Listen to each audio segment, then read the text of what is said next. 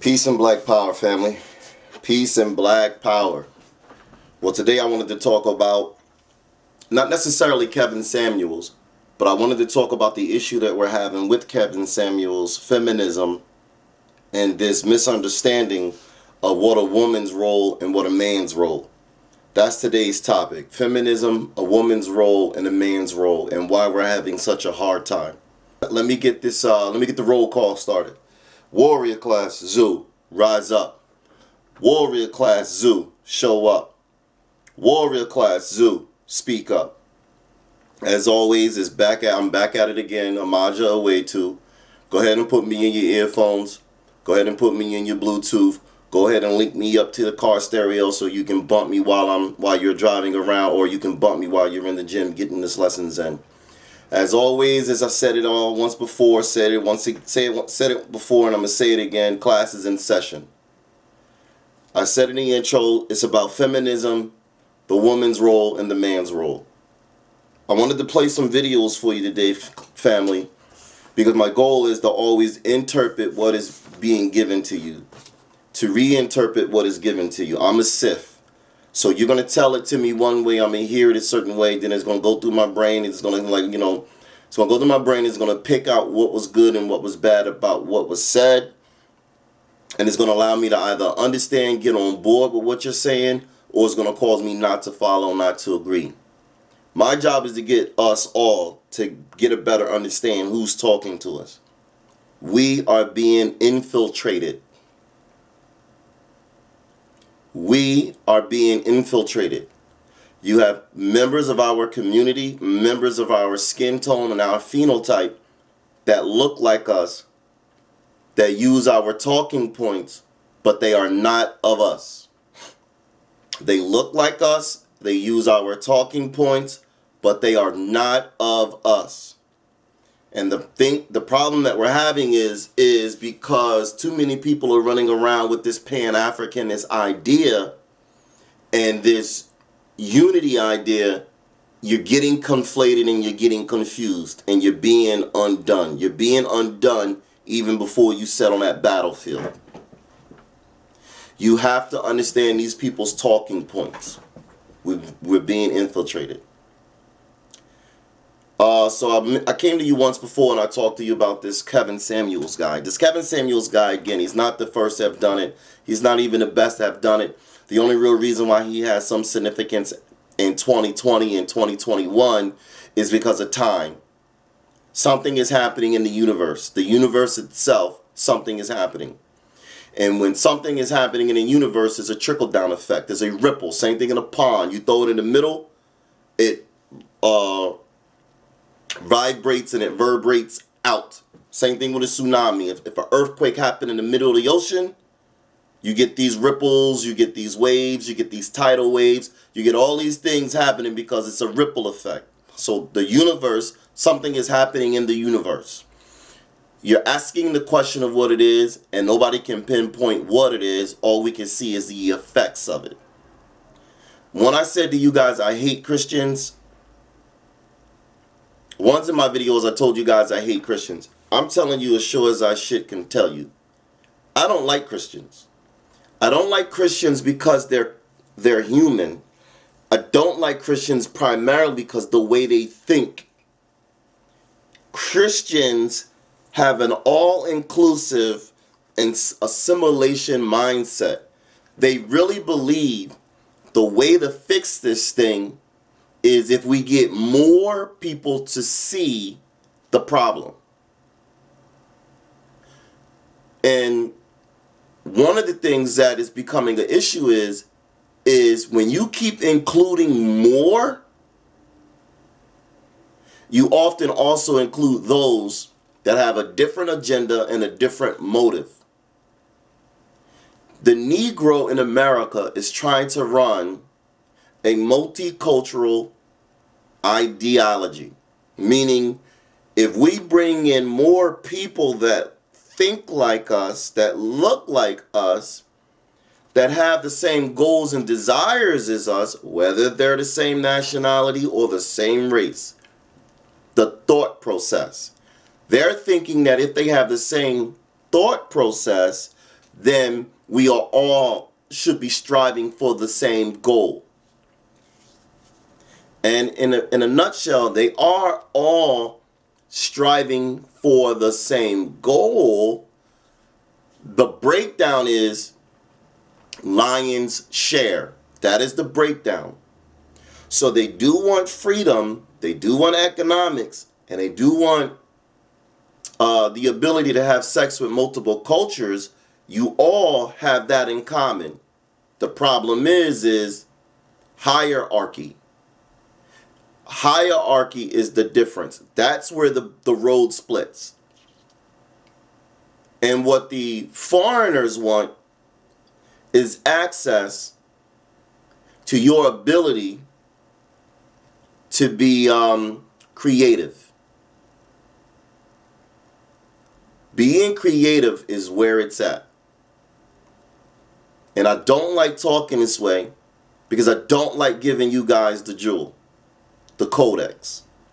We need to talk this way because many of you need to focus on what they're after versus focusing on, I've heard that before. They are after your ability to create. You're always inventing. You're always creating. You're always coming up with something new. You're always changing. They don't have that ability. They only have the ability, not necessarily to succubus, but they only have the ability to leech.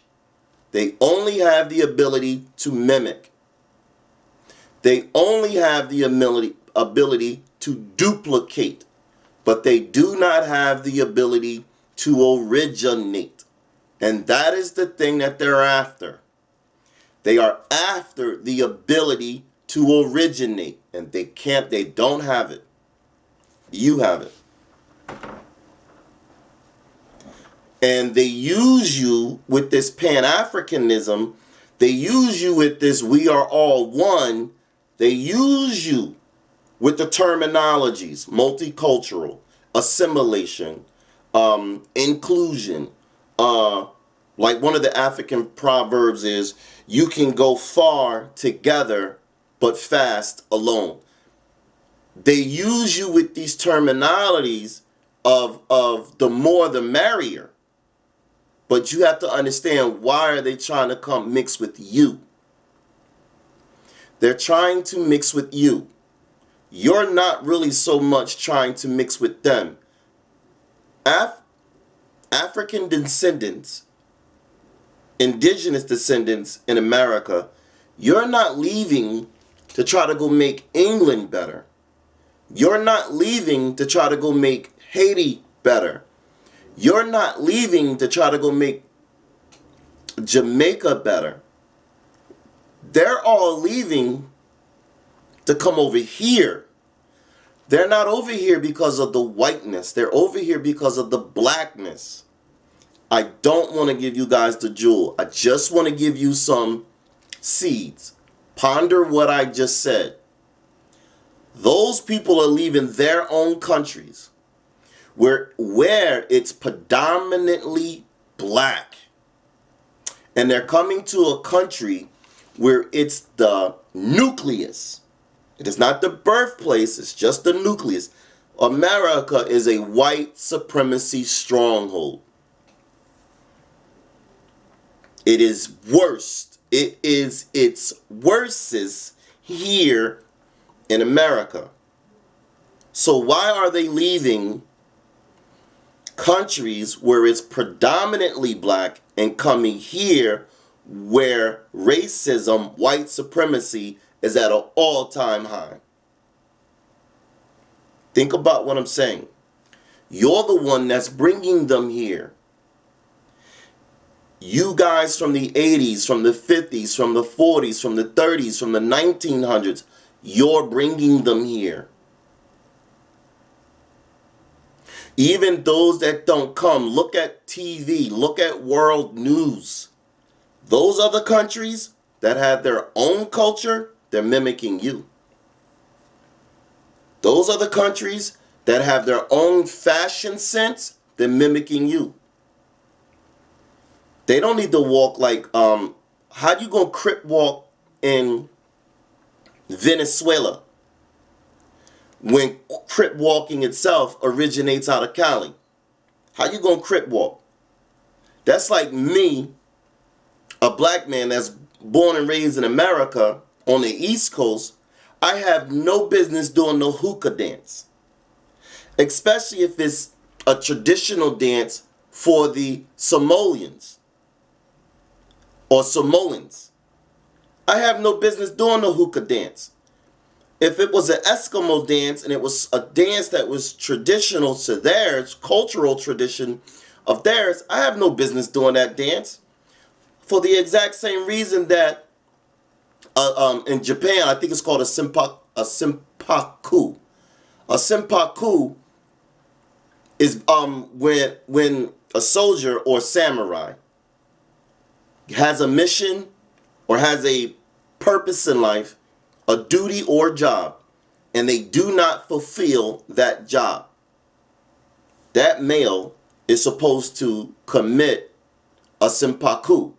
And that's the job of, that's the act or behavior of getting on your knees in formal Japanese garb, sitting down amongst your necessary peers, and you have to commit suicide in front of these people a specific way.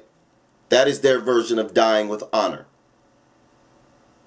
I have no business doing that. That's not me. That's not my culture.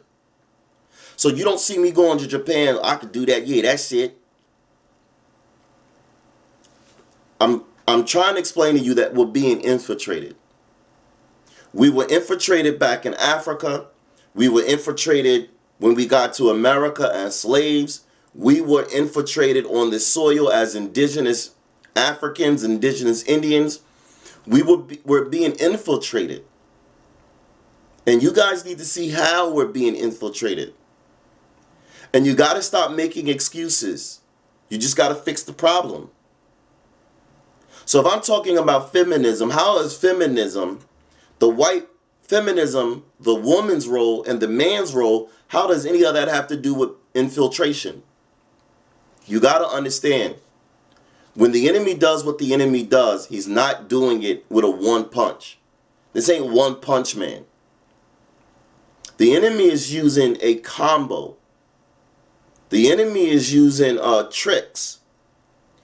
It has you focused on one thing when in reality 7,000 other things are going on. So if you're using feminism or reverse feminism, or he's confusing your female populace, you don't stand a chance. If the enemy is using my female to attack me, I'm supposed to teach my daughters of the enemy's tricks, so that my daughters don't become victim to the enemy's tricks when she becomes a mother or a wife. We're being infiltrated. A lot of the people are having an issue with Kevin Samuels. And we know why they're having an issue with Kevin Samuels. It's not rocket science. What it is it's a microscope, it's a telescope, it's glasses, it's a viewfinder, it's it's binoculars. You can come up with any word you want. Homophone, synonym, antonym, and all that other jazz. The black female is now under investigation. And you need to understand, I told you guys, white supremacy is what we are after. That's the final destination. But in order to get there, like any other investigation, when they want the crime boss, they don't go directly to the crime boss, because they know that the crime boss is being protected by individuals, lower level individuals, partners, road dog, comrade, You can't go directly to the boss. You have to go to them other ones and break them down. You got to go through the foot soldier. You got to go through the runner. You got to go to the captain. You got to go through the lieutenant. You got to go bit by bit by bit by bit until you dismantle the crime syndicate from the bottom level up. You got to go until you dismantle the organization. Once you dismantle the organization and you take away what that individual believe are his barriers of protection, then and only then can you go after the captain. You guys keep thinking the other way, and that's why it doesn't work, and that's why I don't want to talk to you. If I tell you I gotta go to you gangbangers, and I gotta go to you hood, and I gotta go through you corner boys, you don't come back to me and tell me I'm wrong for going through you. You're doing the white man's bidding for him. Nah, dog, you looking at it the wrong way. No, I'm not. I'm looking at it the way I'm supposed to look at it. Every time I want to come out here and do my job, feed the people, clean up the neighborhood, night patrols, who do you think I'm cleaning up the neighborhood from? I just got finished watching the movie Crack on Netflix. And I study this stuff all the time. My brother gave me the recommendation, check out that movie Crack. I'm sitting up here and I'm watching these movies. Family, listen to what I'm saying. I'm sitting up here and I'm watching these movies, these documentaries, the lectures, and I'm seeing a time where we were fighting white supremacy. Black and white, black and white. I see a time now where we're fighting black and black. I'm explaining to you how we're being infiltrated, how we're being, like how we're losing ground, how we're losing our focus. We're losing our focus because of men. There was a coward class that came in. And when that coward class came in, that coward class said, I'm not going to fight white people anymore. That's a price I don't want to pay. I'd rather fight black people. Well, in order for them people to fight black people, what do you think those people had to do? They had to get the warrior class out of the way. When the cowards decided to attack the warrior class, they crossed every line under the sun to make sure that the warrior class was removed or the warrior class changed its objective. It's the same thing that they did in Japan. It's the same thing that they did in China. You got to do the studies. When they no longer wanted samurais, when they no longer wanted, is it shoguns? Shoguns, I believe it is, but let's stick with samurais so I can keep it short. I'll be up here all day, and I don't want to waste all that time thinking about it. You had a fighting class. When it changed from this dynasty, this period, to this new regime, they had to get rid of any and everything that was loyal to the old lord. They had to get rid of anything and everybody that was loyal to the old system. And they waged war on anybody and anything that was adhering the old ways. What I'm telling you is they did the same thing to the African community living in America.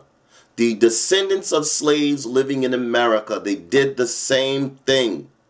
So when you go back in the 40s, and you go back in the 50s and the 60s, 50s, 60s, and 70s, you're going to see a switch. And you see them fighting enemies to fighting allies. That's because the coward class came up and decided to go against the warrior class. Look at the amount of guns that was on the street back then. Look at how much work that those dudes put in. They put in that work on themselves, brothers, cousins, best friends, schoolmates, college mates. They put that work in on themselves. They did not put that work in on the enemy. Coward class rolled in. And when the coward class rolled in, and they rolled in on a storm, the coward class also targeted the women. And when the coward class targeted the women, it changed the ideology.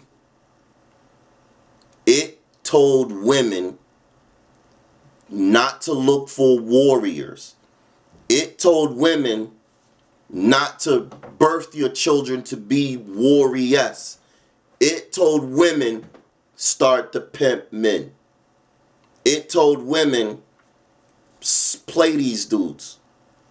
And what you guys are having a problem with now is that time.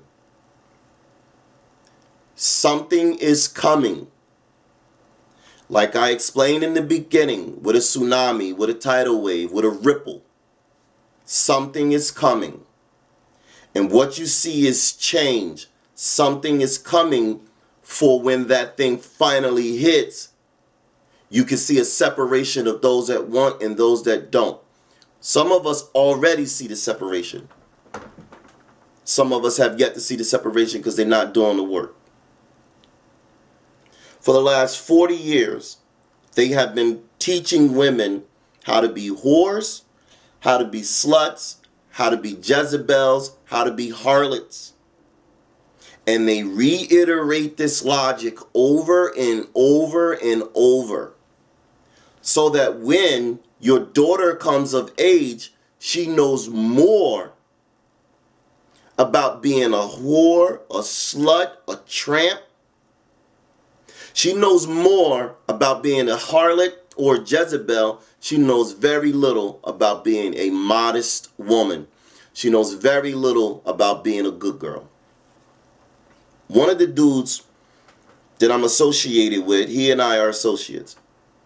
I like to use terms and I use them loosely so that you can get a better understanding. I'm not 12. He's my best friend. I'm 12 years old. I don't use no terminology like that. I'm going to play this video. And remember, ladies and gentlemen, class, everything that I use is fair use. It's public information. I want to do whatever I got to do to avoid copyright infringement. So, as always, fair use.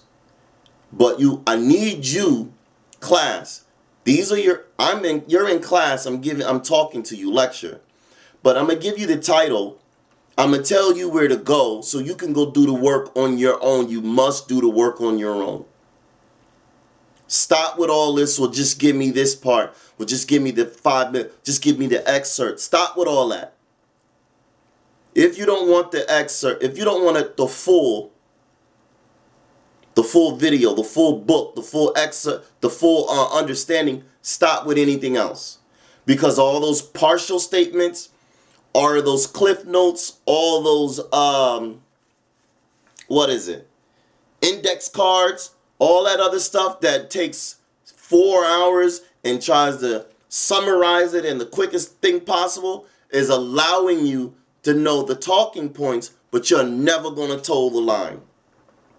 You're never going to toe the line, and the information will never reach your soul because you're not doing the necessary work for the information to pierce indoctrination. It's not getting past indoctrination. Indoctrination is a force field. It's a barrier. And the information that we are on is African-centered culture. And if you're not studying African-centered culture, the information will never pierce white supremacy indoctrination. What that information will do, like any other barrier, Independence Day, any other barrier, Star Wars, any other barrier, it'll bounce right off. It will not penetrate because you haven't done the necessary work in order for the information to pierce your soul. When this information leaves my cannon or my ray gun, when this information leaves my mouth is the barrel of a 50 caliber sniper rifle. My mouth is the barrel of a 50 caliber sniper rifle.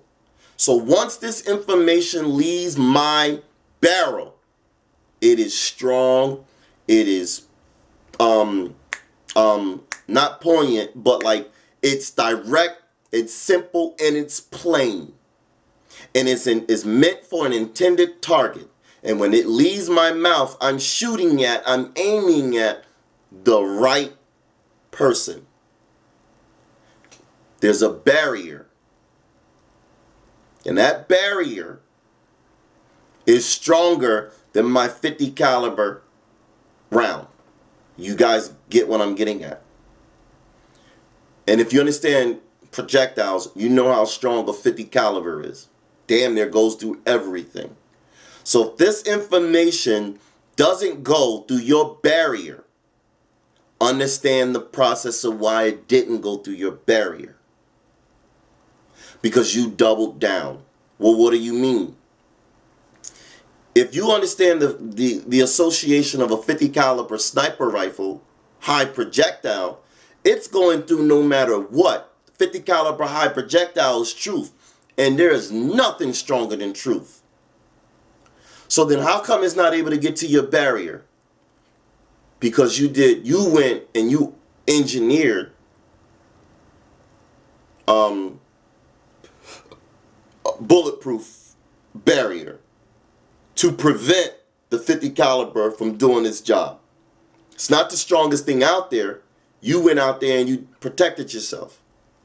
So you put a barrier up in front of you to prevent yourself, to prevent that 50 caliber projectile from doing its job. Well, unfortunately, if you don't allow this projectile to come through, you on the other side of the barrier will disintegrate. I got tons of ammo. My ammo's not going anywhere. My ammo's not going to run out. My ammo is infinite. But the barrier that you put up is only sustaining to your life force.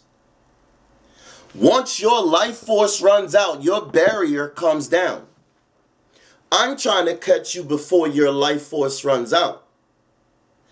Once your life force runs out, your barrier comes down. My information, my projectiles are infinite. It's truth. It doesn't stop. It will never stop. Your life force will stop before I run out of ammo. I will never run out of ammo. It's truth. It's infinite. My job is to give you an onslaught, a barrage, suppressive fire until one or two things happens. Either you give in and you say, I surrender to my information, or my information is the attack is so much to the point where you surrender. You're either going to give in and surrender, or my pressure, the attack, it's going to work its way in, and then, once it's in, game over. All these examples sometimes takes too long to get to the point. Some of you get it, some of you got it. Sometimes I'm long-winded, but I'm not really long-winded for those that understand. I'm long-winded for those that don't understand. What I'm going to play now is this thing called 5 Ways to Get Money from a Man. Full video. This video in itself is 34 minutes and 42 seconds. And I need you guys to hear these females talk to other human beings, males and females. And I want you guys to focus on how excited this young female is when she's trying to explain how to get money from men. Check me out. Listen to her excitement like she's doing something right. And like, I'm very excited. Listen, I think I'm going to play. I think I said about 11. No, I ain't say no 11. Let me just play and see what we can get.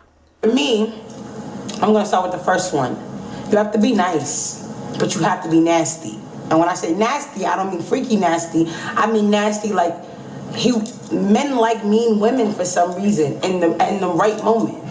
In the right moment, your mean ass is going to get fucked good and your bills paid.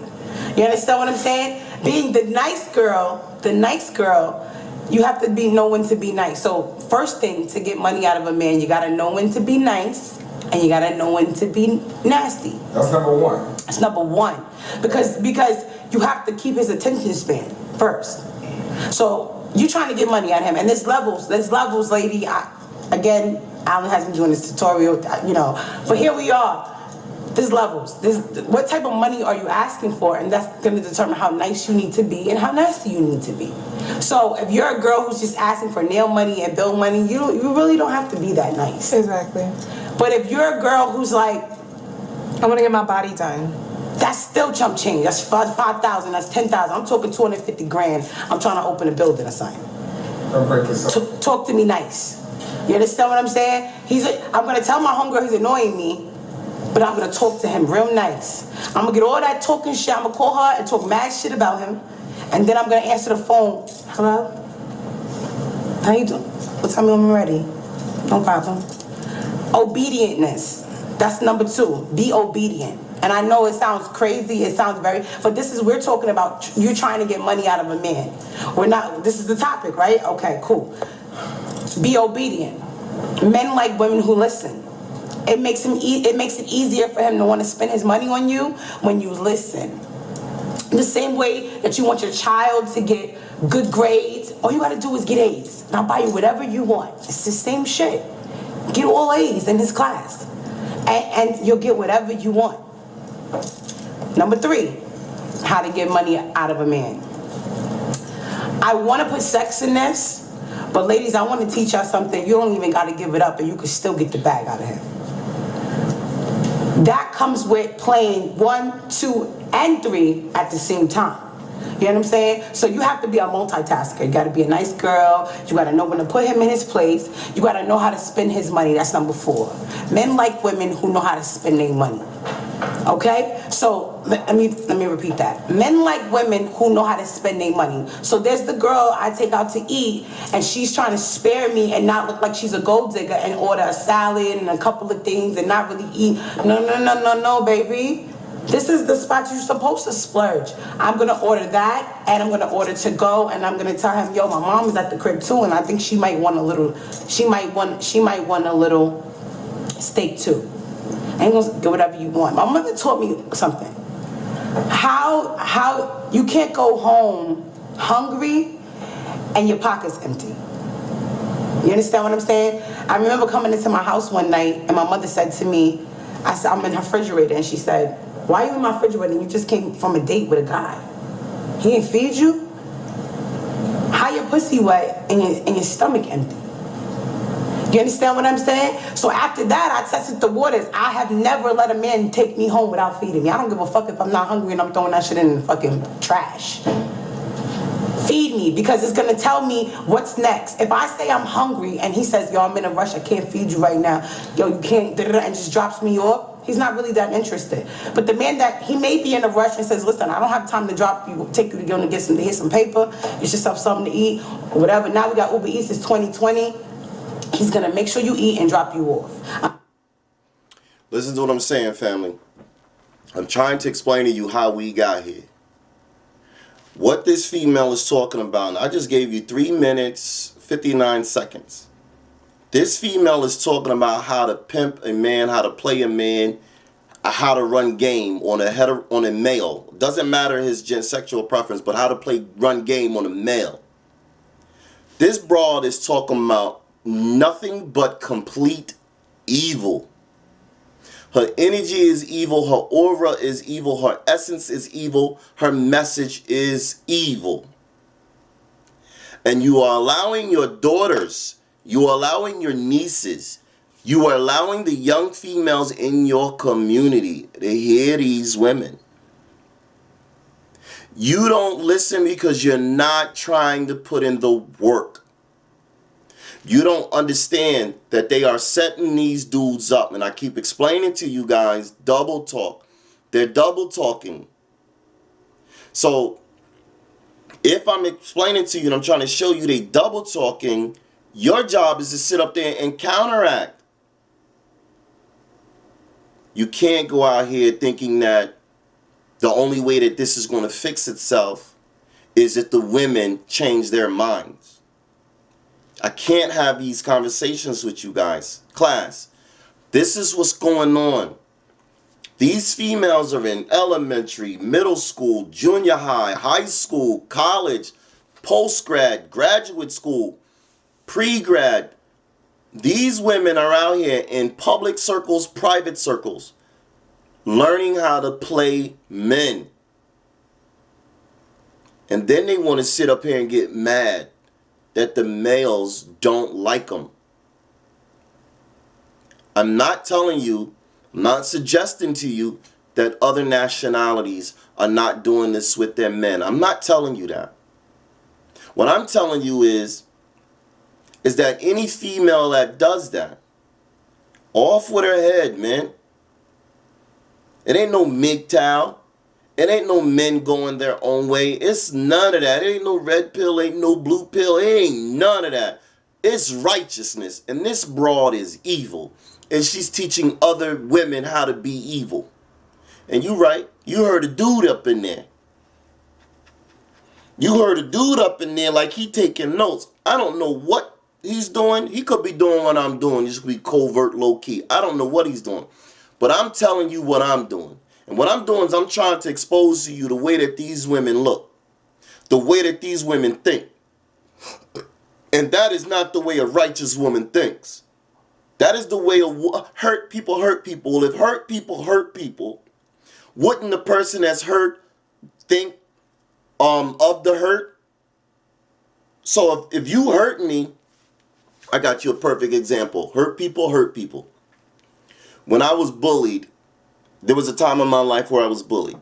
When I was bullied, I went out and I did certain things to get back at those that bullied me. But then I realized that I'm no longer being bullied. I always thought. So then I stopped hurting people. I stopped hurting people because I remember the pain that came with being hurt. So I stopped hurting people. So if hurt people, when do you stop hurting people? Enough with these dumb cliches. This broad is evil, and she's teaching evil. And these little girls think that's okay because they don't see any other way, because they glorified it. WAP, the way that the males talk about black females in the rap music, and then they use dumb statements. Well, I ain't talking about black females, I'm just talking about hoes. It don't work that way. You're talking about black females because all you know is black females. I'm not talking about that one white girl that you experimented with. I'm not talking about that Hispanic girl that you played with. All you know is black girls. So you're talking about black girls.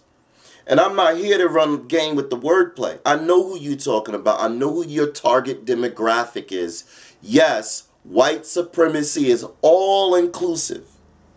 And rap music and all that other jazz, it's all inclusive. But I know who your target demographic is. And you don't need to say it. That's all right. We're not going to worry about it. We're just going to kill it. Let's kill it. That way we don't have to worry about it. We don't have to worry about who you're talking to, who you're not talking to. Let's just dead it.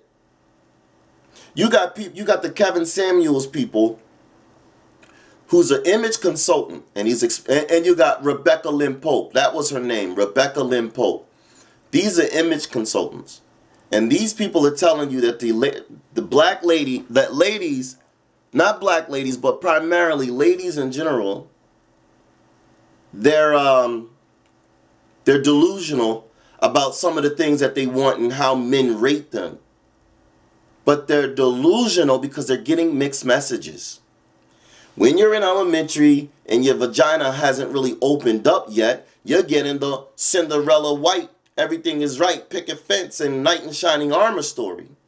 But then by the time you come 16, 17 and you see that cute little boy and he got his little peach fuzz, you're getting the bitches ain't shit story.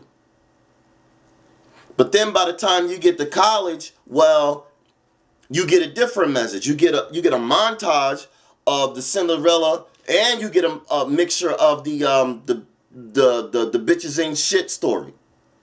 Then by the time you get 28, 30, you're realizing that, oh, I should have kept my legs closed. They're not delusional like they just fell out of the sky dumb. They're being lied to. And I keep telling you guys, I'm psychological. I'm the psych major. I went to college for psychology. Online college for psychology. And I studied and I studied and I studied and I studied. And I'm after how they keep tripping you up. I'm not after all that other jazz. I'm after how they keep tripping you up. And they keep tripping you up on the first attack is to come in physical and to come in aggressive. That's the first attack. But that attack has a shelf life. They can't do it over and over and over. The second attack is after they come in physical. They now need to come in psychological. After the physical comes the psychological. The physical is by removing anything that's going to oppose them. Once they remove anything that's going to oppose them, then they interject psychology, which they condition your mind. They teach you. They train you. Not to, their purpose is for you to reject. But they know that you're not going to reject. They're not worried about you rejecting. Not right now. They're worried about you assimilating. You got to remember, they need you to do their work for them. They need you to be self-governing. And the only way that they can get you to be self-governing is one, remove anything that has an indication or remnants of the old ways. I gave you the samurai. I gave you the shonen. If anybody stands up and has an ideology of the old ways, onslaught, we coming after you. Now that that warrior class is out of the way, we can get you psychologically. As long as the warrior class is anywhere in the mix and speaking on it publicly, what it does is it keeps you in remembrance of me. Same thing the scripture says. Scripture says, take this bread and make it seem like, take this bread and it is of my flesh. Eat this in remembrance of me. It says here, drink this wine. This wine is a reflection of my blood. It's a remembrance of my blood. Drink this in remembrance of me. Every time any one of the warrior class that upholds the original rules is anywhere in existence and is speaking of traditional ways, it keeps you, the offspring, it keeps you, the descendants, it keeps your tradition, it keeps your morals, it keeps your value system pure. Not perfect, purer. But if they're not there, if they're not speaking it, they can come in psychologically and change your brain. Because they're going to come in with statements and then reward you. Same thing she said, she used the key word, obedient. Men like women that are obedient. All human beings like people that do what they say. All human beings like people that do what they're told. But you got to learn the trick bag. And when she made that statement, you heard obedient. What is the trigger? Don't nobody tell me what to do. Don't no man tell me what to do. So now you got to be obedient. But you're not being obedient because you want to provide and protect for your nation. You're being subservient. You're being manipulative. You're not obedient. Because if you were obedient, would you be trying to trick men? If you were obedient, would you be trying to play men? But they know what the words are that make sense to you. They're trying to take you from being a moral girl, a girl with good morals. They're trying to take you whose moral compass points north. They're trying to turn you. They're trying to turn you to be one of them. So they know what words to speak. Once they speak those words are triggers for you good people, male and female. And then those words, under her definition, under her explanation, oh, that's all I gotta do is get good grades, and mommy and daddy's gonna give me what I want. That's what obedient means. But you're not obedient, you're manipulative. So that means you're behaving just to get something. And I forgot what that psychological term means. It's almost like quid pro quo, scratch my back and I'll scratch yours. You're being basically like that, but you're not being obedient, because to be obedient would be that way regardless of the reward, whether it's acute or chronic. To be obedient would be just to do it because it's the right thing to do. Not necessarily obedient because you were told what to do. And that's where you guys are getting misunderstood. These females are teaching other females how to be evil. I'm going to play another one for you. And I want you to hear what a male says. Don't ask me why a male is up here talking the thing that he's talking about. 5 ways to challenge a man and make him obsessed. This is a black man sitting up here talking about 5 ways to challenge a male and make him obsessed.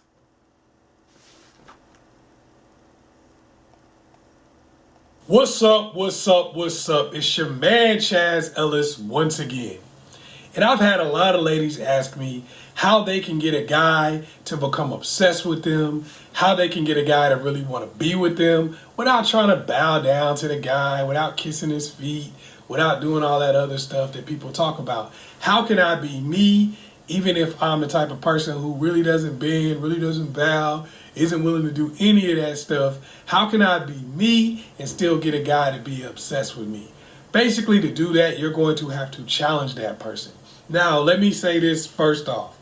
The things I'm going to talk about are not going to work if you're dealing with somebody who's broke, living in their mama's basement, who doesn't have the ability to meet the challenges. So some of y'all are going to ask me, well, I tried that on. Look, it's not going to work if the person does not have the ability to meet the challenges. If you're dealing with somebody who's married to somebody else at the time, if you're dealing with somebody who doesn't have the financial wherewithal, if you're dealing with somebody who is really has super low self-esteem, things of that nature, it's not going to work on somebody with some of these issues. But what I will show you how to do is challenge people who are in a position to meet the challenges so that they will actually become obsessed with you. Number 1, set the standard. What I mean by that is you have to... I couldn't finish the rest of this guy because this guy was irritating. But what I wanted to say is, at least let me give you the title and let me give you the minutes. That way you can go on YouTube and you can finish watching it for yourself. Remember, everything I'm saying is fair use. And I don't want to sit up here and get a copyright infringement. So basically, the name of his video is 5 ways to challenge a man and make him obsessed. Understand what we're talking about.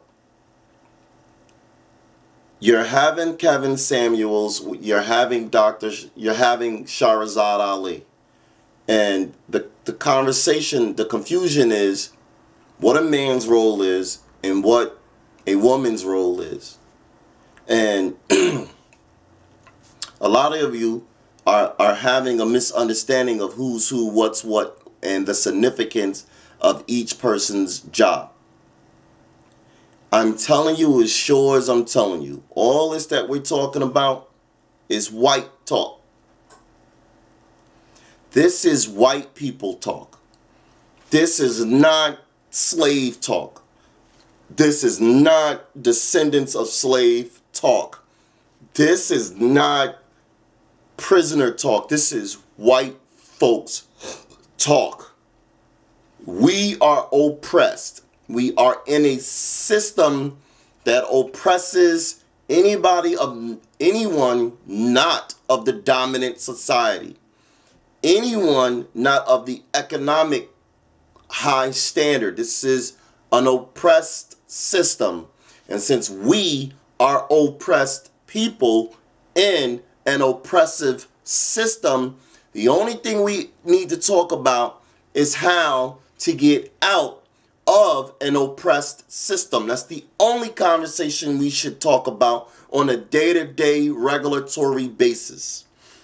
If you have people talking about how many points did somebody score, so-and-so first round knockout, so-and-so the baton, so-and-so the jump, so-and-so the movie. So if we're talking about that at the magnitude or the degree that we are talking about selling drugs, if we have a conversation at the magnitude or degree of ops, if we have these conversations at the magnitude or degree that we are having these conversations, that is white talk. You got black women saying the things that they're saying about black men. We need to divest from black men. That's white talk. And you went somewhere and you learned white vocabulary, white vernacular. And instead of you using the information to dismantle the system, you're using the information to go against your own kind, which promotes and perpetuates the system. That's psychologically. If you are a black man and you're talking about black women have attitudes, black women are mean, black women are this, black women are that, notice what I'm talking about. You're not going to find these conversations before integration, 1964, 1954. You won't have these conversations, not because of social media, because our parents and our grandparents at that time did not come back home with these white man's ideas and these white man's conversations and say, I don't want to be with you, John Henry. And then John Henry look at Ella May. Well, why not Ella May? And then Ella May says, because you ain't on my level, John Henry. And then John Henry says, what you mean, Ella May? We didn't have those conversations in the 50s and the 60s. We didn't start to have these conversations until the 70s and the 80s. What have you done for me lately? Ooh, yeah. We didn't have these conversations until after integration, in which you integrated into white societies, white schools, white understanding. This is white talk. When our parents was dealing with the Great Depression, they weren't sitting up here talking about we need to divest. They weren't sitting up here talking about black women have attitudes. They weren't sitting up here talking about black women didn't know how to cook. I'm explaining to you, this is white boy talk. This is white girl talk. And what you got is you got a bunch of black folks running around with black bodies, but they have Eurocentric ideologies. Where did these ideologies come from? Because we allowed these people to go to white America, suburban schools. We allowed white teachers into our projects and entire ghettos, and they brought that poison with them. When they brought that poison with them, they put them in our babies' heads. Now these men and women are running around in their 40s and in their 50s and in their early 30s, and they talk about they don't want to be black. They don't want to be black. And what looks white to them is economics. That's what looks white to them. Economics. And I don't like having these conversations because I swear to you, family, the only way out of this is for black folks to unite with black folks. But you cannot unite with just all black folks for the sake of being all black folks. Because all black folks are not the same. They have different agendas, different ideologies, and they're coming with a different understanding. And I keep going back to scripture, not because it's my base. I go back to scripture because it's your base. It's your base. I'm using your words against you. And if your words are telling you that there were Gentiles in your land, Israel, who were the Gentiles?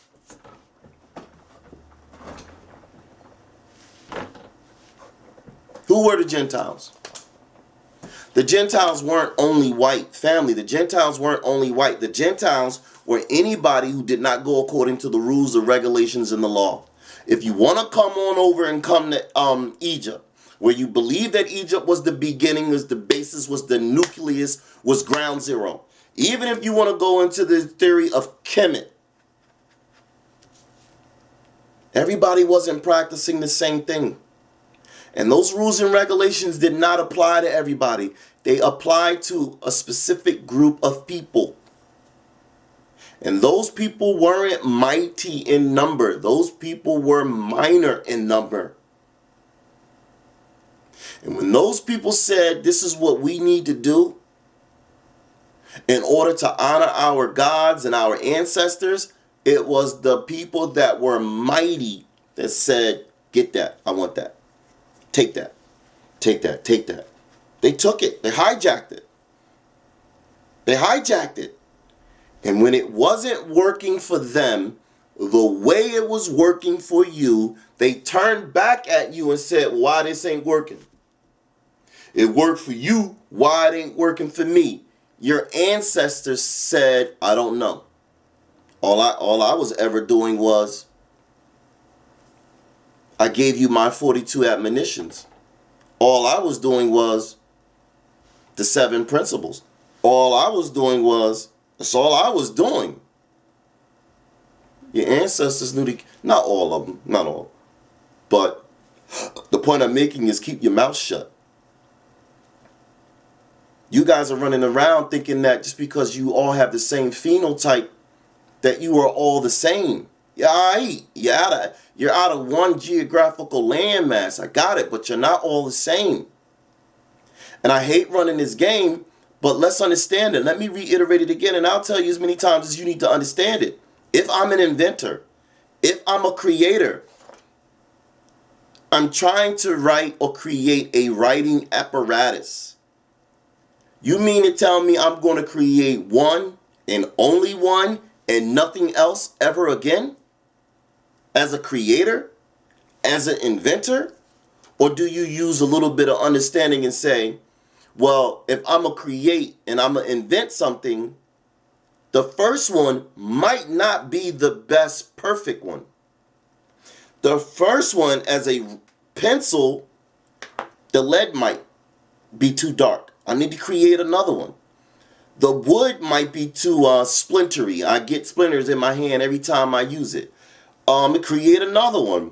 The eraser, it may not erase. Some erasers, when you write on a piece of paper and you go back to erase that line completely disappears. Some erasers, when you write that line and you go to erase, it smudges the line. It never comes off. But I'm going to keep doing it until I get the perfect one.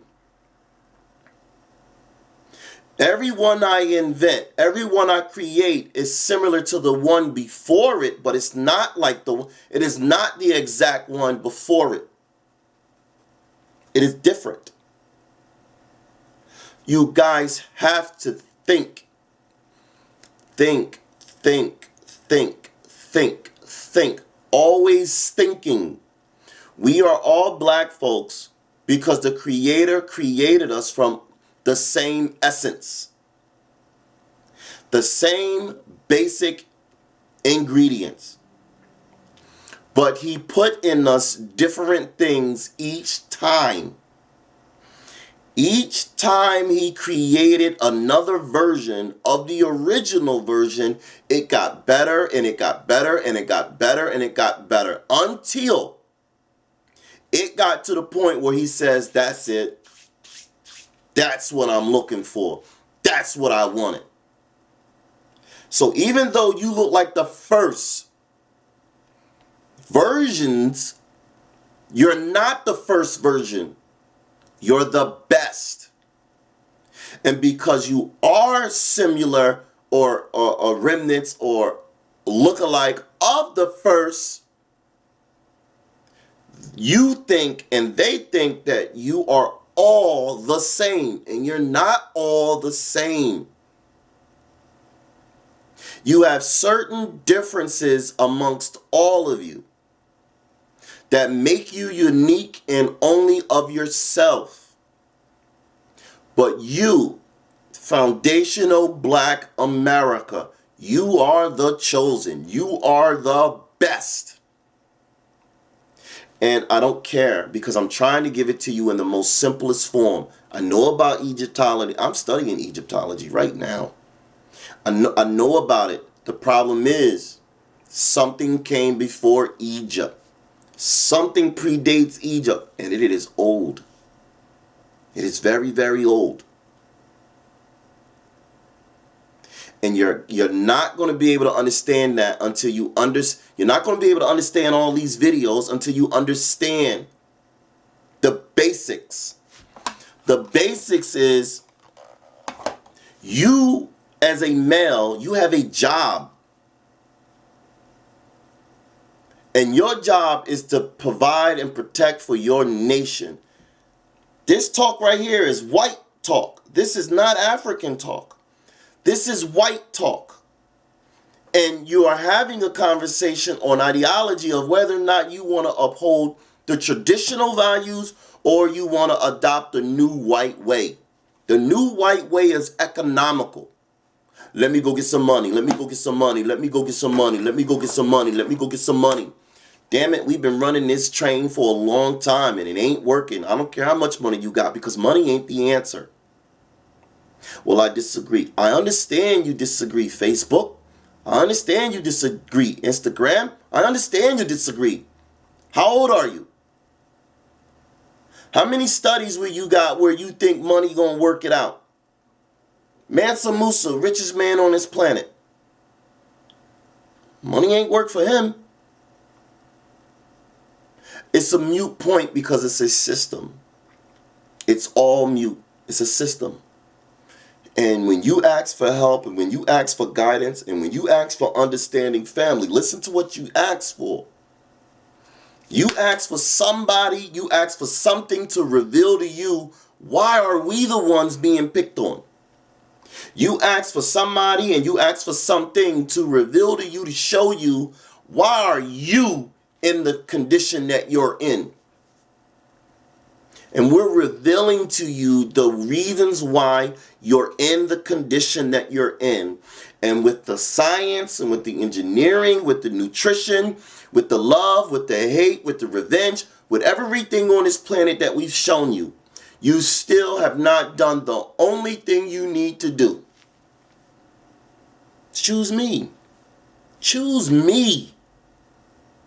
To put your faith in me. That is what the scriptures say.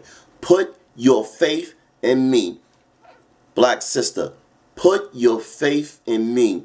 Black male, put your faith in me. Stop all this white boy talk. Stop all this white girl talk. It's white talk. We need to learn how to get back to the basics, our fundamental basics. Once we can acquire that, then we can unwrap and unwind what has been done to us. As long as we keep trying to say multicultural, we're not going to fix it. As long as we keep trying to say interracial marriages, it's not going to work. As long as we keep trying to do anything and everything under the sun other than what we're supposed to do, it's not going to work. You got a female up here telling other females how to whore, how to trick, how to be a high-end escort. You got a brother up here telling females how to get males to be obsessed over you. This is lame talk. This is simp talk. So you got one talking like a whore and glorifying it. Then you got another one talking like a simp and perfectly fine. I'm a simp, so what? Family, this is psychological. I'm going to show you another video, and I need you guys to listen to this video. I'm going to play another video. I want you guys to listen to this video. I got them. I know I got them. Listen to what I'm saying. Well, how many videos you going to run? Listen. The rise of the beautiful ones. This is about a video. I went and did the research. It's about a mouse utopia. And basically what it's about is, back in the 50s and the 60s, late 50s, early 60s, the doctor at that particular time is he a psychologist? He's either a psychologist or a psychiatrist. And what he wanted to do is he wanted to get he done an experiment to try to see what a population of people would be like in the near future. He did an experiment to see what the population, an overpopulated population of human beings would be like in the future. We are the future. That was 50s and 60s, so that was at least 55 to 60 years ago. Time is running, family. You think it ain't. You're not that 13-year-old kid anymore. You're not that 8-year-old kid that just thought that when you grow up, you were going to have access and you were going to be like so many other wonderful things that came before you. They took that away from you before you even graduated high school. They took that away from you by the time you woke up at 8 years old. 8, I went to sleep. Now, I'm going to be this when I grow up. It's going to be so wonderful. It's going to be something. By the time you woke up the next morning, they took that dream away from you that fast. Why? You're that young. You're that young, and they've been working at it for a billion gazillion years. The Rise and Beautiful Ones, Science on the Web. Check me out.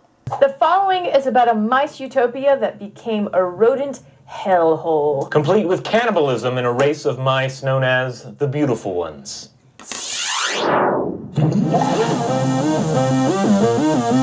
In 1962, John B. Calhoun laid out the specifics of his mice utopia dystopia experiment in a paper called Population Density and Social Pathology. But Calhoun's obsession with the question of overpopulation leading to extinction didn't stop there. In 1972, he devised his 25th iteration of rodent housing with Universe 25, a 101 square inch tank or 2.5 meters enclosed by walls 54 inches high or 1.37 meters high. Each of the 16 walls had a stairwell soldered to it in the form of vertical mesh tunnels. Horizontal corridors opened off each stairwell, leading to nesting boxes, and there was an endless supply of food and clean water, as well as material to nest with. Moreover, the universe was regularly cleaned, and the temperature never deviated from 68 degrees Fahrenheit. It was a predator-free, all-you-can-eat buffet of life. A true utopia. Well, except for the prison-like structure itself. Out of this universe rose groups of mice known as the Beautiful Ones. Mice who retreated to their apartments to meticulously meticulously groom themselves and gorge on food, while below them the masses were entangled in a clutch of violence. So where did it all go wrong? After 4 breeding pairs settled in their new digs, they began to reproduce. Every 60 days the population doubled, and soon the utopia began to sour. There was plenty of room, but mice crowded into certain eating and sleeping compartments, which led to overpopulation in these areas, resulting in some serious aggressive behavior. The violence escalated so much that soon random acts of violence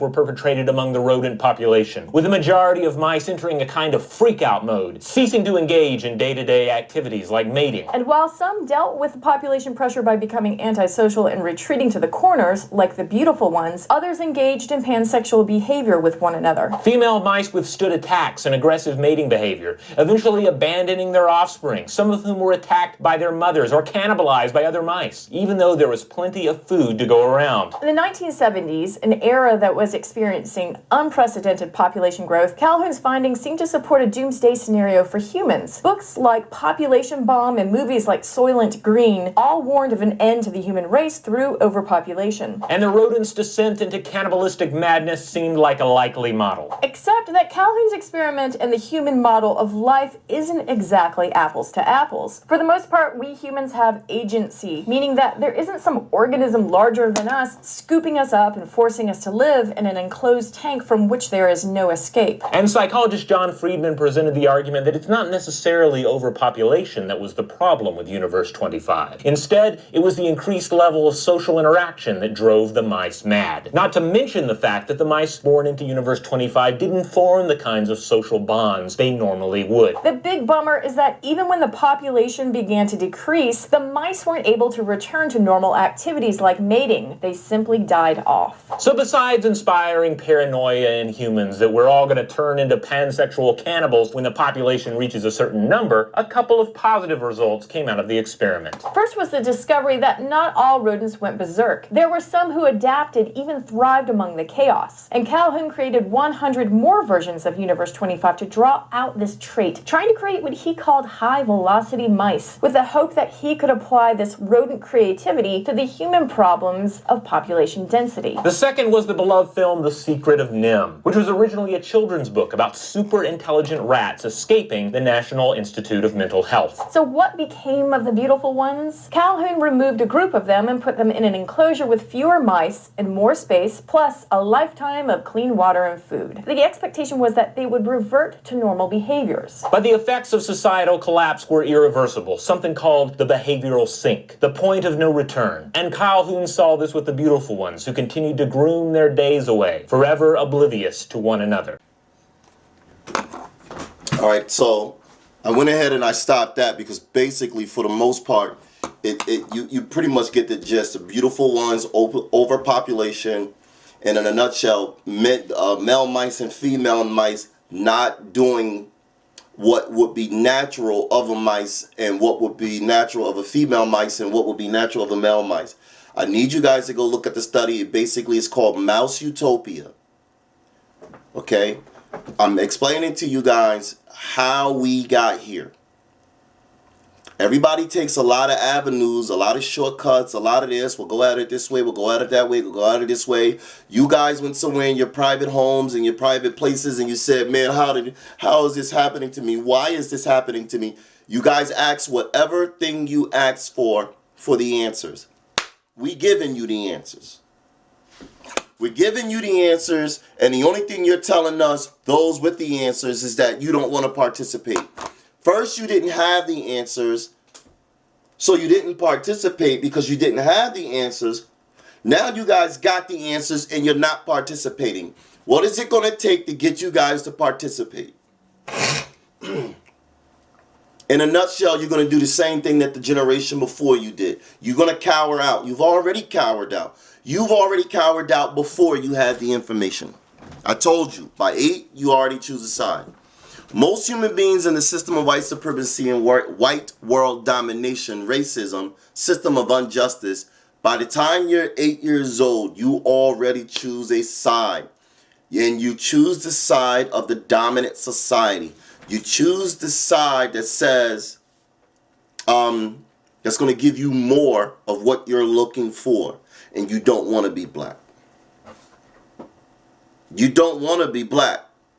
So you're looking for any and every avenue to opt out. I don't want that. Nope, that ain't for me. Nope, I don't want no part of that. The problem is whether you opt out or not, the dominant society sees you as opposition. And the dominant society is going to treat you as opposition. They're either going to treat you as opposition as an external threat, or they're going to treat you as opposition as an internal threat. Well, how are you going to be external and how are you going to be internal? I'm external. They see me coming a mile away. I'm external. You sorors, you fraternities, you secret societies, you masons, you bootlicks, you boulets, you black politicians, you llamas, you individuals that try to play white, you individuals that try to get up there and be a good old boy. Your internal opposition. And they're always afraid that you're going to come in amongst their ranks, learn their system, learn their ways, and use it against them. You're always opposition. Always.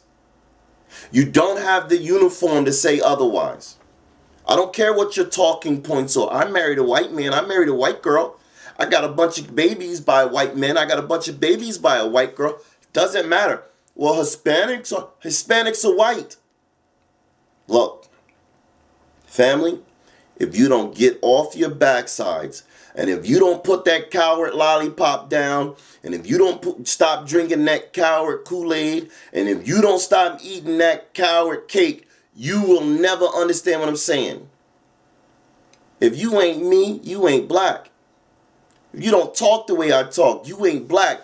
That damn Joe Biden sat up here and said, well, if you don't vote for me, I tell you what, you don't vote for me, you ain't black. Man, and y'all fell for it.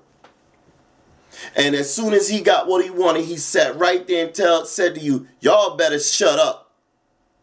You better shut up, you better sit down, and you better be nice to the Hispanics, because in the year 2040, they're going to be the ones running things. Well, how is that, you might say? How are they going to be running things in the year 2040 and they ain't running things now? How is that? Because the dominant society has already signed an agreement, has already made the pact. And when they came in with that 2019 caravan and they got legislation to let 11 million in, you're not listening. Even if I ain't racist, I don't have a racist bone in my body, you explain to me where are these 11 million going? Look, I don't want to have these conversations on the airways. I told you once before and I'm telling you again. You have to come off these airways. You're telling these white boys your secrets. You got these FBI agents running up on people, black folks, like we really got something to do with that Capitol. They know we don't have nothing to do with that Capitol. But what they're trying to do is make black folks the face of terrorism. Those white boys, those white women, they are terrorists. And they're not treating them like terrorists. They know if they arrest them, they know if they detain them, that takes their line of defense, their line of force out of the equation. Smoke and mirrors. They don't have what they need to win. They don't have what they need to beat us. They're telling you that. They're telling you that they cannot beat you. But they use a whole bunch of tricks and a whole bunch of tactics to psychologically defeat you. So when I'm reading the Willie Lynch letter, he's basically telling you, you can do the physical aspect. That ain't going to last long. You got to go at them psychologically. If you can get into their minds and control their minds, you can control them for at least the next 4 200 or more years. That was said 200 years ago. You guys are not understanding because you are a proponent. You are an offspring. You are a descendant of that it worked. You're a crackhead, baby. You're a test tube, baby. It works. Women aren't going to bring you out of this. They're not supposed to bring you out of this. America, student class. What is a man's job? Slow it down. No fast talking. What is a man's job?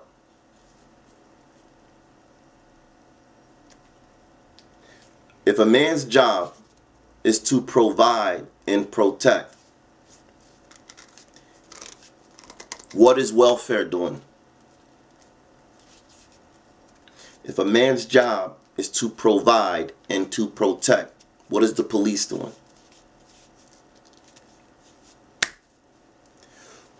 If I'm the female and I got provisions through welfare and I got protection through the police department and the United States government, why do I need you?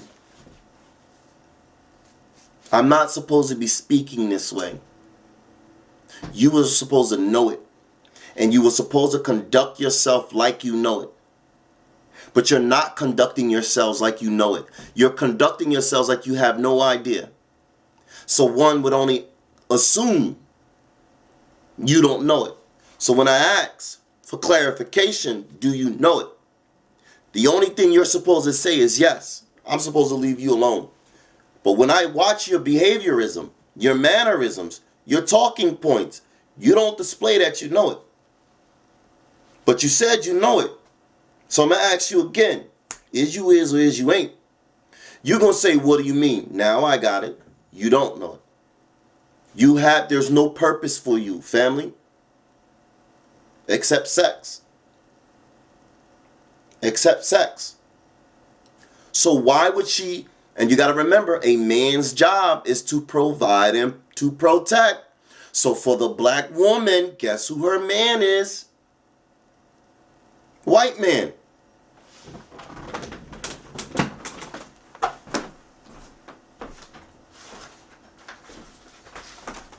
Her man is the white man, family. And she's not going to abandon that white man just because you think if you get a job, you get your economics, it's going to go in your favor. She's not going to abandon that white man.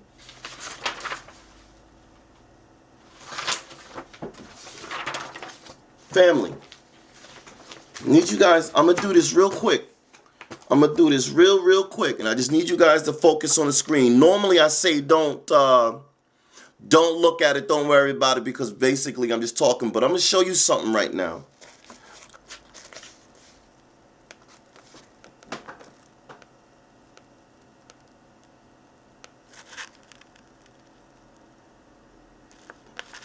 I wanted to show you that. This is how they're moving in corporate America. Hold on, I didn't get a chance to read that. Hold. Well, of course you got a camera. Of course you got YouTube, rewind it. But for those that are, whatever, everybody's busy. We all got things going on. Let me read it to you what it says. Black women are less likely to feel supported at work during COVID-19. This is what they're doing in corporate America. They're catering to black women. They're trying to make black women feel as homely, as safe, and as secure as possible. They're trying to get to her mind and say, look, sis, look, black woman, you're protected. You're safe. And as long as you're protected, you're safe, provisions will be provided. Don't you worry about it. You're one of us. We look out for our own. Police say the same thing. You in blue now. You got on that blue uniform, boy. You got on that blue uniform, boy. You one of us, boy. As long as you got on that blue uniform, you good. Keep your mouth shut and stay out of our way. Well, this is what they're doing in corporate America. Black women are less likely to feel supported at work during the COVID-19. That is white man's innuendo, subliminal message to let his black bootlick, his black bed wench, I don't care what degrading term you call her. She just got the understanding, I'm safe. So when the hammer hits down on the black community, the hammer's going to hit down on anybody that's not safe. She's safe. She ain't going to abandon her man. The white man is her man. She ain't going to abandon her man. The government is her man. She is not going to abandon her man. And these people up here talking, the evil that they're talking, they're running the same game. And you think psychologically that if you ain't going to work that way, it ain't going to work that way. Listen, no more time for games. It's one way this works. I'm going to play another video for you. Yeah, this video, I can't make it short, family. I'm trying to do everything under the sun to make it short. And I can't, not right now, so just deal with it. You ain't doing nothing else anyway, but lollygagging and BSing. But I'm going to play this video for you. I think I went about 11. I went a little lengthy in this one. Sugar. That's about 20 minutes. Yo, deal with it. Let me play the video because I'm trying to give you the information. The best way I can give you the information is you just gotta accept it how it comes. It's organic. You know what I'm saying? I'm trying to get rehearsed. I'm trying to get fast. But fam, I can't. This stuff is like, yo, and it's important. I read the books. The books are 300 and 400 pages. And I'm trying to give you guys the cliff notes. I'm trying to give you guys the small things because I know you don't have the time to do the 300 pages. And with the other people's videos and everything, and it's bombarding, and you gotta, I understand it, family. The video is called Vibrations. Interview with Shahrazad Ali, 1991. Listen to what the elder says in 1991. Play the tape. Vibrations. I'm Raven Geary. Today on our program, one of the hottest properties making the talk show circuit, Shahrazad Ali. An established writer indeed, Ms. Ali is best known as the author of The Black Man's Guide to Understanding the Black Woman. A very controversial and, if I may say so, a very critical view of life of today's black woman. She joins us today in our studio, and of course we'd like to welcome you today to Vibrations. Well, thank you, Raven, for inviting me. Basically, it's your premise that the black woman is out of sync with the natural order of things. Can you explain that? Well, it's a very sensitive subject, and certainly I believe that I have tried to approach it from a very sensitive angle. What I have actually said is that the black woman's disrespect and rebellion against the leadership and the authority of the black man is a direct cause of the breakdown in the black family structure. It's not an attack on us as black women. It's just saying that in the breakdown of any relationship, both parties have to take responsibility. And as black women, we have been protected and insulated from any kind of examination about what our share of the responsibility is in the breakdown of the black family. My book represents the first platform, certainly, that the black man has ever had to air his grievances about the black woman, because no one would ever listen to him. They have only listened to us. Can you tell us a little bit about the book itself? What brought you to this point of having to sit down and use your pen to write this book? Well, actually, it was my first book. In 1985, I authored How Not to Eat Pork or Life Without the Pig. And at that time, I was going around doing what I was calling Get Off That Hog lectures. And during my travels, I noted that I would take the microscope and show people how you can't kill the trichina worm in pork by cooking it. Heat was not destroying the worm, and I would show them, the difference, and demonstrate how FDA was now using radiation to try to kill the worms in pork because cooking was not working, which is what we had always been told. And during that time, a lot of black men were in agreement to get off eating pork. They wanted to change their eating habits, and they were happy to find out some information that might possibly save their lives. But it was black women who were the most adamant, who refused to change meal planning techniques, seasoning food, cooking techniques. And so I said, that's interesting. I said, if we are refusing to provide the black man with the proper physical food when we know that food is what sustains life, then what else are we withholding from him? Possibly there are some other areas, emotionally, spiritually, psychologically, that we are affecting his behavior by what we do or what we withhold and refuse to give. And that led me to try to find out. You know, we've always heard that the black man leaves the black family, abandons his woman and children, won't take care of the children, won't work, stays out all night, turns into a drunk, takes drugs. You know, we've heard a lot of negative things. Most of them are true. But I wanted to find out what happens before he gets to that point. What leads up to the breakdown? We've never gone back to try to find out what happens in the relationship between the black man and a black woman that makes him go off and do all of these bad things. To assume that this is just normal, natural behavior for black men would be to assume that he is naturally bad. And I do not believe that the man that God gave to us as a mate is a naturally bad person. And so I wanted to try to examine what goes on with him. What's his side of the story? Did a black man ask you to write this book? Oh, no, certainly not. I think they were just as surprised as black women. Many of them approached the title of the book with a little apprehension because they have not had a champion. We have never had a black woman who actually stood up and said, I'm standing up for the black man's side of the story. We know what our side is, and both sides are true. We have done some very dreadful things to each other. And I don't exonerate black men, which is kind of a misconception that people have. I just say that we know his side. What about our side? And we do have a side. We have adopted some wrong standards. We are judging our men many times by the wrong value system. We are using his children sometimes against him. We have been told that the only benefit that a black man provides in a home is money, and if he does not give us money to take care of those kinds of financial provisions, that he has no value. And what my research has proven to me is that a black man, any man in any home, provides much more than financial support. The man provides guidance, instruction, discipline for the children, which we sorely need in our black homes. He provides gratification, fulfillment, protection. I mean, there's so many other values, and these values are the ones that are missing in our children today, which is why many black children are in the street, out of control themselves, disrespectful, don't have any regard for anyone. And most of us are scared of them, and everybody else is, because nobody has a way into them to try to gain any control over them. So I maintain that a return to traditional family values, certain clearly defined gender responsibilities for black men and black women in running a home and a relationship will help us to produce a better child. And if we produce a better child, certainly we'll have a better future and a better nation.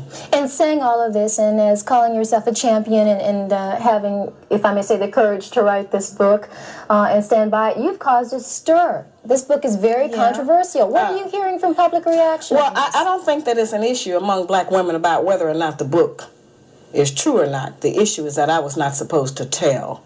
These are inside secrets and things that we have never let our men know about. And many times we say? He can't handle me.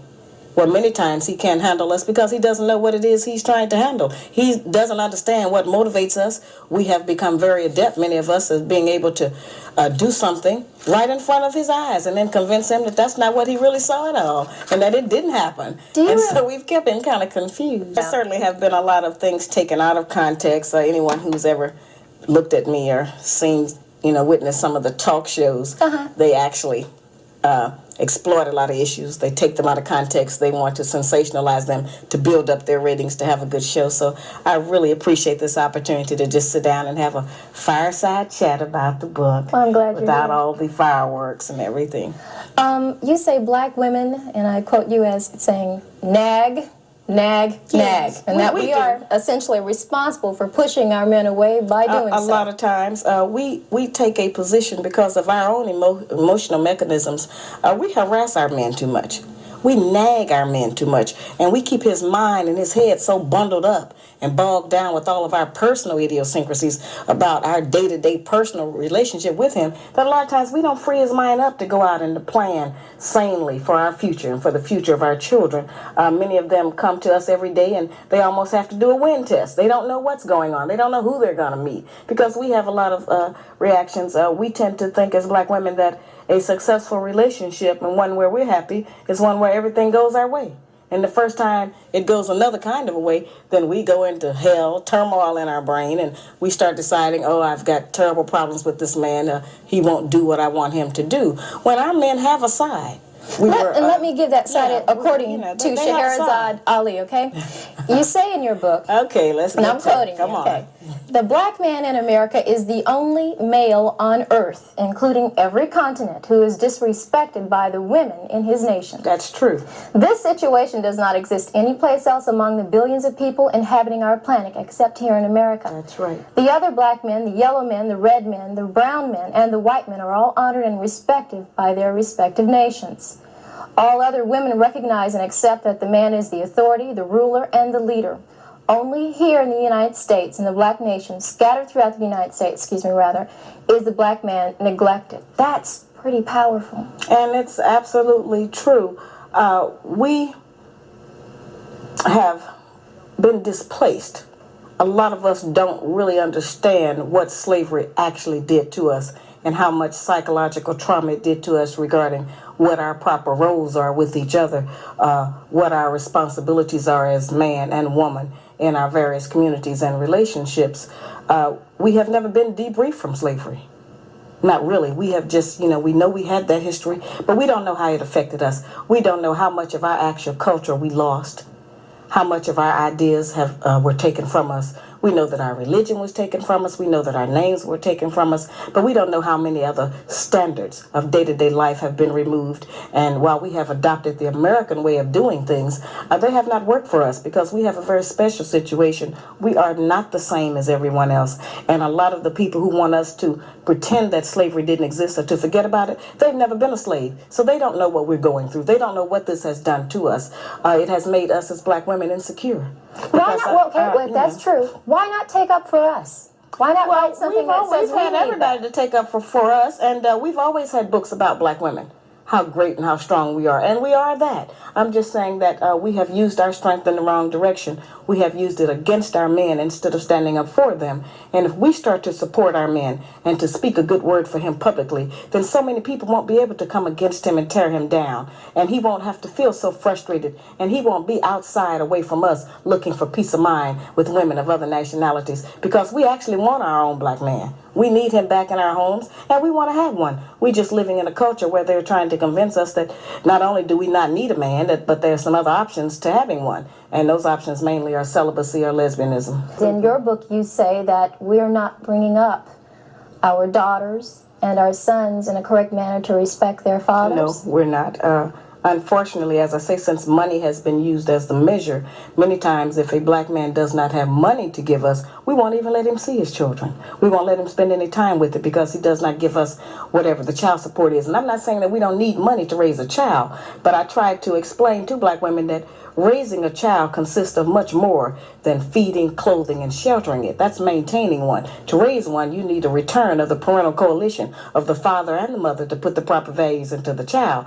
Many of our boys, when we raise them alone, they grow up with the female emotional mechanism. They are suspicious, they are doubtful, they're disrespectful of womanhood, they're bitchy, they can't make a decision. And many of our girls who grow up in a home where there's no man present, they go out into the world and try to mate. They don't have any idea how to live with a man day to day, how to prepare a proper meal, how to be a mother, how to just be in love in the home. Most of what our people and our children especially have learned about how you have a relationship, they learned off of television. And television doesn't represent our needs. And so a lot of the confusion has come from outside agencies that we have not recognized how detrimental it has been to us as a people. You say that the black woman would like to be a clone of the white woman. Many of us, yes. That's unfortunate. How do you see that? Well, that's something that was almost accidental, I'd have to say. See, the white woman has been the only mentor that we have had of a female. We've seen her every day of our life on television, every magazine, every newspaper, every commercial. It's just been her face, her body, her image, whatever it has been in front of us. And so today we have the results of that. We have black women who are trying to dye their hair blonde, who are wearing blue and green contacts in their eyes, who wear tons and tons of layers of makeup, who have changed their voice, who have hair weaves so they can have flowing long hair blowing in the wind, like Brooke Shields or somebody, And so that's been an accident. And as a result of us doing that, we have also adopted the women's liberation movement goals of wanting to be liberated from the man and have some kind of pseudo-equality, when while that may be true of the white woman and her plight with the white man, that's not really the black woman's business, because we haven't been under the control of the black man for over 500 years. So what do we have to be liberated from him from?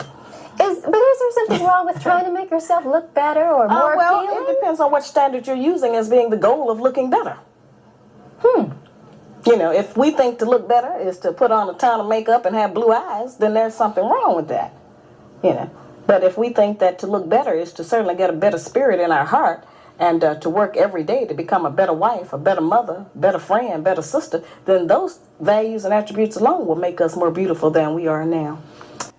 You feel about the fact that many people accuse you of wanting to see the black woman at a point of submission. Is that where you want to see a black woman in the 1990s? Well, it depends on how you define submission. Those words have a tendency to have a negative connotation for us because of how they were used against us during slavery and what we connect them to. But actually, the kind of submission that I'm referring to just means cooperation and agreement. I don't think that anybody could say that I represent a woman who is subjugated in any kind of way. I don't think that anybody could say that my personality sounds like some man has me somewhere crawling around on the ground or walking 10 paces behind him. So I'm not representing that. I'm representing strength. I'm saying that we have a lot of power. We have power to make heaven and hell for our men. And I'm saying, let's try making heaven. Let's try to build him up. If a man has his woman behind him, he will believe he can do anything. And all we need to do is to get our men to believe that they can do anything. And he'll be able to, do much better than he's doing now and come out of the pitiful condition he's in. As I said, I'm not exonerating him. I'm just saying that all of that strength that we have, let's use it in a more positive way instead of just going for self. Nobody told us that all of that being my own person and I'm independent would lead to separation and loneliness. But that's what we had to trade for that. In order to have certain kinds of success, we had to give up the man because we can't find a man who will compete with us on that level. As I said, we say he can't handle us. He's intimidated by the fact I make more money than him. I think that by judging our men on how much money he makes, we have lost a lot of good men. Because as black women, if we decide that all of us are going to just determine whether or not we're going to have a man based on how much money he makes, then none of us have no man. But because most black men don't have no money. There are many men Not a lot of money. There are many men out there who don't want a woman. That's absolutely true. Who is not gainfully employed. That's just true. works both ways. And one of the things that I have always explained about that, Raven, is that for my lectures, which I do all over the country so I can give black people some ease and take some of the hysteria out of our communities that the book seems to have caused. I have security guards, not because of black women. We're going to do just what we do. We're going to fuss and we're going to cuss or do a little something, But I have it because of black men. Because the black man's guide to understand the black woman puts the black man on point. And it reminds him what he has allowed to happen to his woman and his family. Many black men become intimidated. They don't want to take responsibility for their women. They don't want the challenge. They don't want to be put on point. So they become overwhelmed. And it's them that go off. That's why I have security. Because most men know that this book puts the black man on point. It just talks about what slavery has done to the black woman. But it's really telling him what he has allowed to happen. I apologize for that being so long. And what I'm really getting at is that was 18 minutes and 22 seconds. In 1991, eldest sister Shahrazad Ali had already explained that we're having an issue in the black community because this is white talk. When they came in the 50s, they came to our grandmothers, they came to our grandfathers with welfare. That's what the movie Claudine is about. James Earl Jones and, I always forget this lady's name. I'll get it before this is over. But it's called Claudine. They came to our women with welfare. And one of the stipulations with the welfare was you couldn't have a heterosexual male at working ability, age of working. If he was of age to where he was legally able to work, you were not going to be able to accept welfare, because then the man was supposed to be out and about getting a job. As you know, not every household said yes, not every household said no. You focus on the ones that said, yes, sir, boss, I'll take the welfare. Doesn't matter the why they take the welfare. Understand how it works. This is an all-inclusive system. And anything that works with the system works for the system. Anything that works against the system works for the system. The lady in the video is explaining to you how black women mistreat black men and why they mistreat black men. And I'm telling you and I'm showing you, if the man's job is to provide and to protect, and the welfare system is providing and the police are protecting under the white ideology, the way that you think, the white woman's way, you have absolutely no use of the black man. By doing that, black family, black women, you put yourself at risk. You make yourself vulnerable. So when you hear the statement, black women are the most unprotected group of people in America, you black men, black women, you need to learn you're not the most unprotected. Because you're the one on welfare. You're the one that has the jobs. You're the one that has the police system. You're not the most unprotected. When she makes that statement, she's saying she's the most unprotected because white supremacy then unleashes its anger or its wrath against the black female for her choosing to abandon or reject white supremacy. That's when it rears its ugly head. That's when she recognizes the threat. That's when she feels the pain. That's when she says, nobody's protecting me. Family, it's a lot of work. And you got to stay on this. You got to stay on this metal to the pedal. No letting up. Because these people are working day and night to hurt you. Why? Because you're the gift. You're the gifted. You're the most talented. You are the creators. You are the inventors. You are everything. No nation on this planet can move without you. You influence the world. You just don't control it. You influence the world. And they try to psychologically, physically keep you down because in the state of destitute, you create. These other people that are playing, these other people don't have that pressure. They're not producing diamonds. You're producing diamonds. Why is that? Because you're under pressure. It's a lot of videos, man. It's a lot of work. I try to explain to people LeVar Ball, which is the father of all those young males that want to play basketball. LeVar Ball made the statement that to his sons, let me let you hear it. To say here. You're never going to meet a nice woman, especially in basketball. You're not going to find nobody like I found your mom or my mom and dad. Because here's the thing. If you're in this profession, which you got all this fame and notoriety, how are you going to meet a good girl?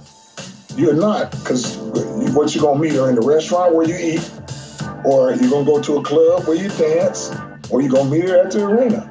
So I hate to tell you, you're going to meet a You're going to meet a What he said is, he's basically telling his sons that any type of female you meet moving forward while you guys are in that profession of basketball, at this point moving forward, you're going to meet a hoe. He didn't say all women are hoe. He said the ones you're going to meet. And he's explaining the reason why that you all are going to meet a hoe or the potential becomes higher is because they're only they're only there because of who you are, which is the millionaire, which is the multimillionaire, which is the one that has the capability of making the money. Your chances of meeting a good girl is out the window. Or a girl that's like grandmom, or a girl like your mom is out the window. And when this man said it, y'all know who LeVar Ball is. He's the BBB, Big Baller Brand. They wanted to run his name. They wanted to ruin him. They wanted to character assassinate. They wanted to kill him. And when he made that statement, you know damn well they ran him to the women. They ran him to the women. Because by, anytime you speak out against women, and anytime you speak out against black women, they crucify you. Well, when they tried that tactic, when they tried that trick, let's see what the women say. Let the women be the judge and the jury. The women agreed. Let me tell you why he's right. Well, yeah, he's right. You just heard a female's voice right there. The women agreed. When the women agreed, guess what they did? Shut it down, pull that back. Don't talk about it. The women. I'm a ramble, and I don't want to ramble. I'm explaining to you why our women are having an issue with Kevin Samuels. I'm trying to explain to you the woman's role and the man's role, and why the female is having a hard time getting under the rulership of the black man. They did it physically, and then they came back and they did it psychologically. And right now, she has the best of both worlds. So even though you got the pros and the cons, at the end of the day, none of that matters because of the substance. The substance is she's being taken care of. The substance is she's making her money. She doesn't need you now. And what you're asking her to do is you're asking her to use her intellect and understand that they're misusing her to get at you, the male. She sees that, she knows that. She doesn't care. She doesn't care. Understand, not all of them, they don't care. The ones that care are out here fighting. The ones that care are out here saying, don't think like that. The ones that care are raising their sons and daughters to think opposite. Look at the numbers. How many care? Not enough. Game over. They don't care. I said a mouthful, and after a while, I even get tired of talking. I think I hemmed you guys up for about 2 hours. I got to try to edit this thing and bring it back down to a reasonable time and not chop it up to the point where I'm just mucking it up. It's a lot of information, family. It's a lot. And the information is right before your very own eyes. You're just not seeing it. For whatever reason, you're not seeing it. And then when a person like myself reveals to you what you were really, really looking at, the day, the moment, the minute, the second, the millisecond you were looking at it, you're going to go, that's not what I said. That's not what I thought. That's not what I got from it. You're going to say that. And I understand. I understand. Defense mechanisms. I got it. 5 ways to get, let me ramble off the titles one more time. Let me run them. 5 ways to get money from a man. That's a video. YouTube. Fair use. At 8, the table. 8 at the table. 5 ways to get money from a man. 8 at the table. That's 34 minutes, 42 seconds. I only played 3 minutes, 59 seconds. Another video, fair use, vibrations, interview with Shahrazad Ali, WFSU TV, 1991. That's WFSU Public Media, fair use. Another video, 5 ways to challenge a man to make him obsessed. That's Axe Chaz Ellis. That's 12 minutes 8 seconds. That's another one on YouTube.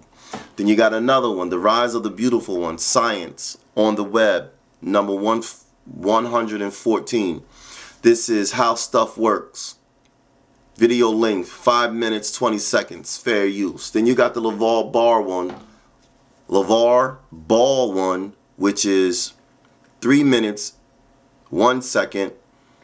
LeVar Ball says his NBA sons will only meet hoes and never get the chance to find a good woman. That is The Fumble. YouTube. All this can be found on YouTube. 1, 2, 3, 4. 1, 2, 3, 4, 5. 5 videos total. 5 videos total. Trying to get you guys to understand why these females are having a hard go at falling in line with the black agenda, falling in line with the black man, falling in line with their nation. You have white ideology in a black girl's body, and you have white ideology in a black boy's body. These are white people who want to have access to white things. What's keeping them from having access to white things is the color of their skin and their personality traits.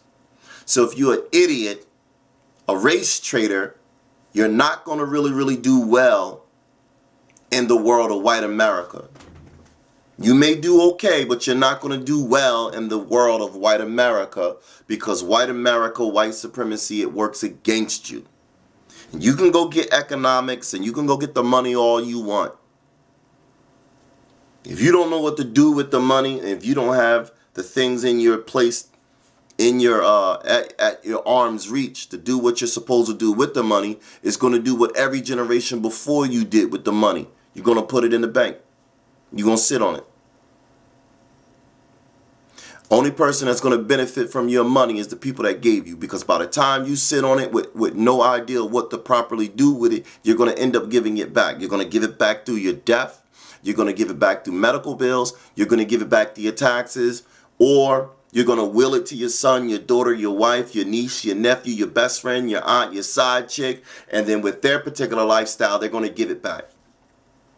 The exact same thing that you're getting with these stimulus checks. If I give you $4,000 a month rent because you don't have a job and you don't have an employment, how do you end up homeless? How do you end up being on the verge of eviction if at the end of 8 months you got a sum total of $28,000 and some change? You got a sum total of $28,000 and some change. 8 months later, you're facing eviction. What did you do with $28,000? You didn't have to go to work, so you did your fuel economy. You didn't have to do groceries because we gave you a stipend for the groceries. We gave you all this money in 8 months. What did you do with it? Why are you facing eviction? Well, that's what's going to happen with you guys who don't understand what's going on. When we do use the money or the reparations, you're going to give it right back because you don't have the wherewithal. Your head ain't screwed on tight. Some of the lights are off upstairs. You're out to lunch. It ain't about the money. It's about the know.